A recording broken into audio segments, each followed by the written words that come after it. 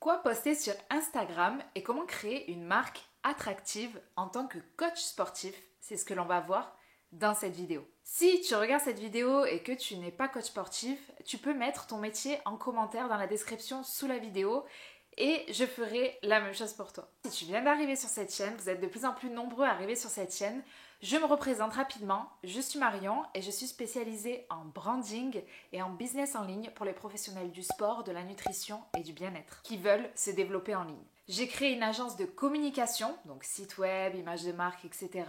Mais aussi des accompagnements business pour les gens qui, peut-être comme toi, aimeraient développer leur visibilité sur les réseaux sociaux et vendre leur première offre digitale. Tu retrouveras tout sous la vidéo. Donc, si je voulais ouvrir mon compte Instagram de coach sportive, c'est très simple. Ce que je ferais, c'est que je suivrais ma méthode de branding STAR. Donc cette méthode, elle se divise en 3 phases. D'abord, on va travailler sur la stratégie. Ensuite, on va travailler sur l'identité. Et enfin, on va rayonner et convertir ses followers en clients. Et pour ça, on va travailler sur sa communication. Et pour l'exemple, ici, on va parler évidemment de la communication sur Instagram. L'erreur la plus courante que je vois beaucoup parmi les entrepreneurs que j'accompagne, c'est en fait qu'ils ont commencé à d'abord travailler sur leur compte Instagram. Ils ont ouvert leur compte Instagram, ils ont commencé à publier du contenu.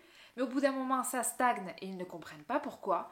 C'est simple, c'est justement parce que les 2 premiers piliers de la stratégie n'ont pas été travaillés en amont. Donc d'abord la stratégie. Qu'est-ce qu'on va faire au niveau de la stratégie? On va venir travailler sur les fondations de son business. Et parmi les fondations de son business, on a par exemple le fait de trouver sa spécialité, de trouver ce qu'on appelle la niche. On va également travailler sur le positionnement, sur son marché et puis son client idéal. Donc moi, dans mon exemple, je me suis positionnée comme une coach sportive qui accompagne les femmes sportives qui veulent développer une endurance et un physique d'athlète. Je suis positionnée sur le marché du sport avec quelque chose de très spécifique qui s'adresse à une audience qui est elle aussi très spécifique. Du coup, à partir de là, je peux rajouter cette phrase dans ma bio Instagram, dans la description dans ma bio Instagram, c'est en fait mon pitch de positionnement. Ce pitch, c'est en fait ce qui va vous permettre de vous positionner sur le marché et donc de vous démarquer parmi la masse de coachs sportifs. C'est ce qui va faire en sorte que vous allez être différent d'un autre coach qui aurait par exemple mis lui à la place coach sportif diplômé et basta. Deuxième étape donc de la méthode STAR, on va travailler sur l'identité. Alors évidemment, on va travailler sur son identité visuelle, mais on va aussi travailler sur les ressentis et les émotions parce que ça fait partie de l'identité, les émotions et les ressentis que vous allez provoquer à votre audience avec la communication que vous allez avoir avec votre personnalité, avec votre personal branding. L'identité, ce ne sont absolument pas que les couleurs et les photos que vous allez poster sur votre compte. Si on reprend mon exemple, moi, j'ai vraiment envie d'avoir un côté bien-être, mais j'ai aussi envie d'avoir un côté empowerment pour les femmes. Je veux aussi avoir une marque lumineuse, une marque solaire. Donc, ce que je vais faire, c'est que je vais travailler sur mon mood board, sur mes typographies, sur ma palette de couleurs. Mais tous ces éléments-là sont en fait le résultat du travail que j'ai fait en amont, celui sur ma stratégie. Parce qu'en fonction de l'image que vous voulez renvoyer, la cible que vous voulez cibler et le positionnement que vous voulez avoir sur votre marché, vous n'utiliserez pas les mêmes couleurs, on a aussi le ton, la voix, vous n'utiliserez pas les mêmes images, etc. Concernant la palette de couleurs, j'ai fait une vidéo complète qui vous montre comment sélectionner sa palette de couleurs. Je vous la mettrai dans la petite barre d'informations qui s'affichera juste au-dessus de ma tête. On est à présent au clair sur sa stratégie, on est aussi au clair sur son identité. On va passer directement à la 3e étape qui est celle de communiquer, qui est de déployer sa marque sur les réseaux sociaux. Et là, on va parler d'Instagram. Évidemment, attention, là je vous ai parlé de la stratégie de l'identité très rapidement. Mes clientes le savent, ça nécessite un travail beaucoup plus en profondeur. On ne fait pas ça rapidos en 5 minutes. Donc si vraiment vous êtes bloqué à cette étape, n'hésitez pas, si vous le souhaitez, à écrire directement sous la vidéo ou à me contacter. Je serai heureuse de vous aider à le faire. Donc à présent, on communique sur Instagram. Étape numéro 1, on va d'abord travailler sur la biographie de votre compte Instagram. Ensuite, on verra par la suite vos stories à la une, les petits ronds là qu'il y a sous votre bio, et puis enfin le contenu. Donc d'abord la biographie. Le mieux que lorsque vous démarrez, c'est de choisir un pseudo qui comporte un mot-clé de ce que vous faites. Par exemple, moi, pour mon exemple, si je veux être coach sportive, mon pseudo Instagram, ça pourrait être Marion Fitness. Ensuite, vous avez le nom en gras, juste en dessous. Le nom en gras, en fait, ce que je vous conseille, parce qu'aujourd'hui, dans Instagram, on a un moteur de recherche, et donc c'est important d'avoir des mots-clés dans ses contenus, mais aussi dans sa bio Instagram, qui pourraient être recherchables dans les moteurs de recherche de la plateforme. Donc dans le mot en gras, moi le conseil que je donne tout le temps, c'est de mettre son prénom, ça humanise le compte, une petite barre ou un petit trait, et ensuite de mettre votre métier et votre spécialité. Vous pouvez aussi mettre la ville où vous coachez. Si par exemple moi je décide d'être coach sportif sur Abidjan, je pourrais très bien mettre Marion, coach pour femmes, à Abidjan. Concernant la photo, elle doit être très claire, très professionnelle. Je vous conseille de prendre des photos où on voit votre tête et un petit peu le haut de votre buste. Après, quand on est dans le sport, on aime bien parfois montrer un peu ses biceps, ses abdos, etc. C'est vous qui voyez. Moi, c'est vrai que je préfère voir les visages, mais n'hésitez pas, si vous le souhaitez, à prendre un élément qui fait penser au sport. Vous voyez, moi, par exemple, sur ma photo, on ne voit que le haut de mon corps, mais j'ai une kettlebell dans les mains. Donc la photo, je vous conseille d'avoir évidemment un fond uni derrière et sinon de mettre un fond aux couleurs de votre image de marque. Ensuite, on a la description. Donc on a vu tout à l'heure le pitch de positionnement qu'on voulait mettre au niveau de la bio, donc dans la description. Mais de manière générale, une description, ça doit être découpé en 3 étapes. La première phrase, c'est en fait qui vous aidez et comment. La deuxième phrase, donc la deuxième ligne dans votre bio, c'est en fait ce qui vous rend unique et différent. Et c'est là où vous allez pouvoir mettre, par exemple, 150 clients accompagnés ou formés parmi les meilleurs coachs sportifs du monde ou des choses comme ça. Et ensuite, la troisième ligne de votre bio, et c'est celle qui est trop souvent oubliée parmi vous, chers coachs sportifs, ça doit être un appel à l'action. Votre but, c'est pas que les gens ils restent sur Insta et qu'ils consomment votre contenu. Votre but, c'est que les gens réservent un appel avec vous, achètent vos programmes, prennent un rendez-vous en ligne, etc., etc. Donc en fait, vous allez dire à votre audience ce qu'elle doit faire ensuite. Par exemple, moi, ici, je pourrais très bien mettre un lien vers le formulaire de candidature pour mes coachings personnalisés. Ou encore, je pourrais très bien mettre un lien en disant challenge gratuit ou quelque chose comme ça qui serait un extrait de mon programme payant et en fait qui permettrait aux gens d'avoir quelque chose gratuitement en échange du coup de leur adresse et puis demain moi de les recibler derrière pour essayer de les convertir en clients payants. Ensuite, maintenant qu'on a vu la bio, on va voir les stories à la une, les petits ronds qu'il y a dessous. Les stories à la une, c'est une section qui est hyper importante sur votre compte Instagram. Ne mettez pas n'importe quoi dans vos stories à la une parce qu'en fait il faut vraiment imaginer votre compte Instagram comme un mini site web et en fait vos stories à la une c'est comme si c'était les onglets, les menus de ce site là. Les stories à la une c'est en fait la section qui va parler à votre place quand vous n'êtes pas connecté. C'est en fait une section qui est super importante parce qu'elle peut générer en automatique des personnes qui sont intéressées par vos offres, des personnes qui vont consulter vos stories,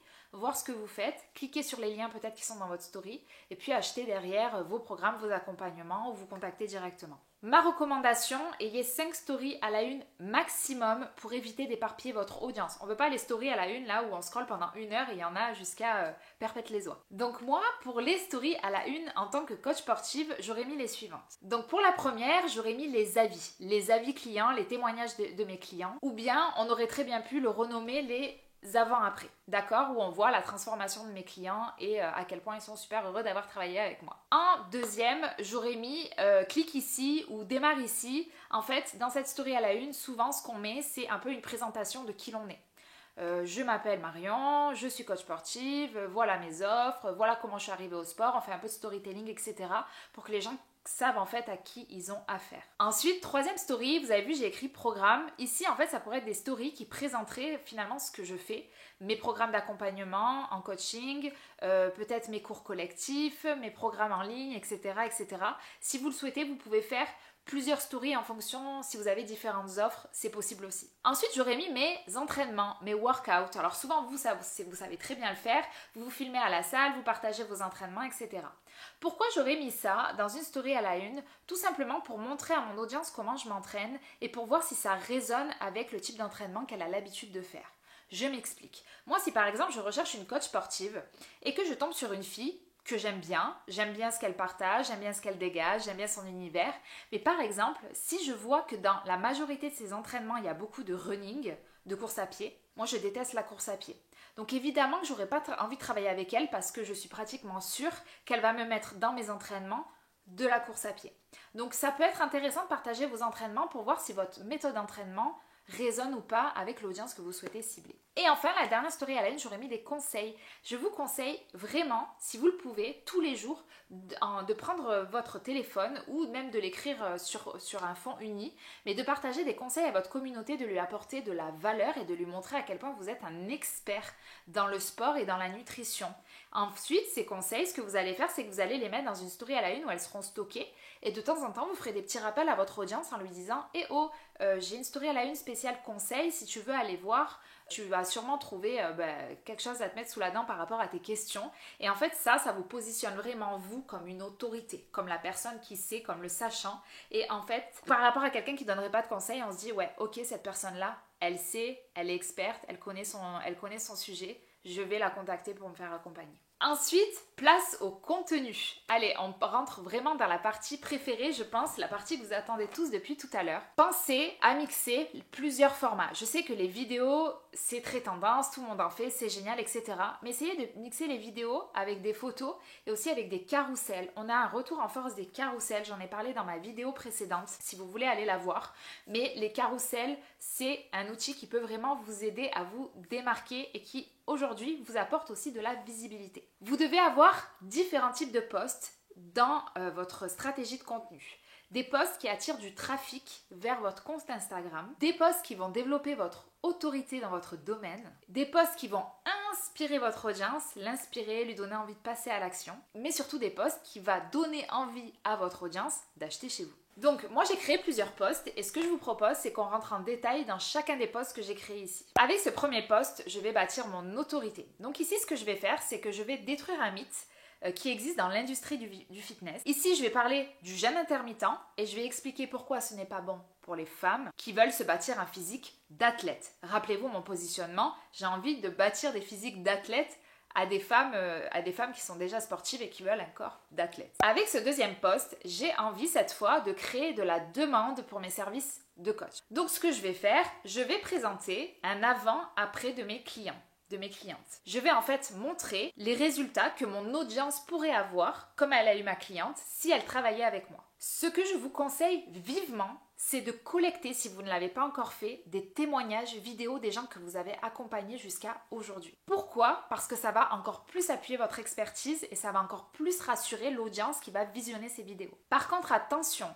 quand vous demandez des témoignages à vos clients, il y a certaines questions spécifiques à poser pour être sûr d'avoir des témoignages dont vous pourrez vous resservir demain pour faire votre com et votre marketing. Parce qu'on ne veut pas des témoignages du type « Ah oui, cool, c'était bien de travailler avec elle et basta » parce que ça, vous n'allez pas pouvoir vous en resservir.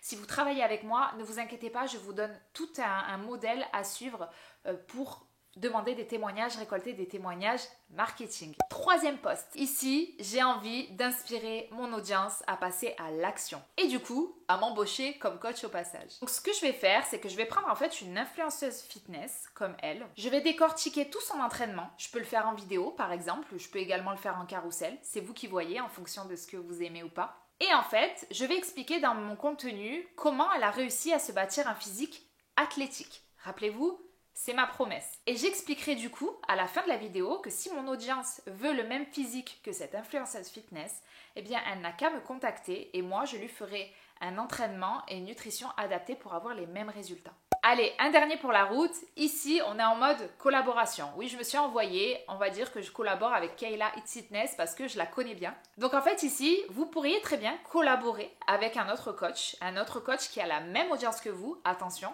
Et ça vous permettrait en fait, le fait de faire un post en collaboration, de booster votre visibilité. Donc d'attirer du trafic, beaucoup plus de trafic, mais surtout du trafic qualifié sur votre compte Instagram. Et là, vous allez me dire, mais Marion, tu n'as pas parlé de tout ce qui est trend, Insta, etc. Est-ce qu'on les suit ou pas ? Ma réponse, c'est oui, bien sûr. Il faut que vous suiviez les tendances. Alors, soit les tendances en termes de contenu, mais aussi essayez et veillez à utiliser des sons de tendance parce que ça va aussi booster votre visibilité sur les réseaux. Moi, j'ai des Reels qui ont eu énormément de vues, tout simplement parce que j'avais surfé sur des tendances, que ce soit en termes de contenu et en termes de musique que j'avais utilisé sur mes vidéos. Mais attention, vous ne devez pas publier uniquement ce type de contenu. Je vois trop de coachs qui surfent sur les tendances. Alors c'est cool parce que ça va en fait augmenter votre reach, vos impressions. Le problème, c'est que vous n'allez absolument pas créer de lien avec les gens. Donc du coup, vous n'allez pas créer de communauté. Et c'est là où il y a des gens, par exemple, que je connais, qui ont attiré énormément de personnes sur leur compte à cause d'un reel qui a explosé. Sauf que quand on regarde ensuite dans les commentaires, etc., il n'y a pas du tout d'engagement, pas du tout de like, pas du tout de commentaires. Enfin, on sent qu'il n'y a pas de communauté autour de cette personne-là. Donc faites très attention. Donc il faut absolument que vous ayez des posts qui bâtissent du lien avec votre communauté, que vous engagez avec elle. Et surtout, si vous faites que des posts basés sur les tendances Instagram, vous n'allez pas vendre parce que c'est pas ça qui vous fait vendre, c'est des posts comme je vous ai montré tout à l'heure, des avant, après, etc. Donc pour résumer, il faut créer du contenu pour attirer des gens sur votre compte Instagram, bâtir une communauté avec ces personnes qui viennent de vous découvrir, inspirer un lien de confiance et montrer votre expertise, bâtir votre autorité dans votre domaine et ensuite vendre. Ça se fait pas, c'est pas la personne vous découvre, elle achète. Ça se passe pas comme ça. Donc attention, les Reels tendances vont vous aider à attirer du trafic sur votre compte Instagram, à développer votre visibilité, mais une fois que les gens sont là, il faut absolument les garder. Il faut absolument qu'ils ne se désabonnent pas au bout de quelques jours, quelques semaines. Donc ce qu'il faut que vous fassiez, c'est que vous leur donniez envie de rester sur votre compte en leur fournissant du contenu de valeur et demain, ces personnes-là auront envie d'investir chez vous. Donc voilà ce que je ferais si j'étais coach sportive et que je devais publier du contenu sur Instagram. Si ce contenu vous a plu, j'ouvre un nouvel accompagnement qui va s'appeler Nomade, comme Nomade Digital, et qui est destiné aux coachs sportifs, professeurs de pilates, de yoga, aux professionnels de la nutrition, qui souhaitent à la fois déployer leur visibilité sur les réseaux sociaux, mais surtout qui souhaitent créer une offre digitale pour avoir beaucoup plus de liberté, liberté financière, liberté géographique et liberté de créativité parce que c'est vraiment cool de créer des programmes en ligne. Je vous mets sous la vidéo le lien vers la page qui explique ce qu'est cet accompagnement, ce qu'il comporte. Donc n'hésitez pas à candidater directement sous la vidéo. Et d'ici là, moi je vous mets ici, ou ici, je ne sais jamais quel côté ça va s'afficher, je vous mets ici la prochaine vidéo qui va vous apprendre en fait toutes les étapes pour créer votre premier programme de coaching en ligne. D'ici là, prenez bien soin de vous, namasté et à très vite.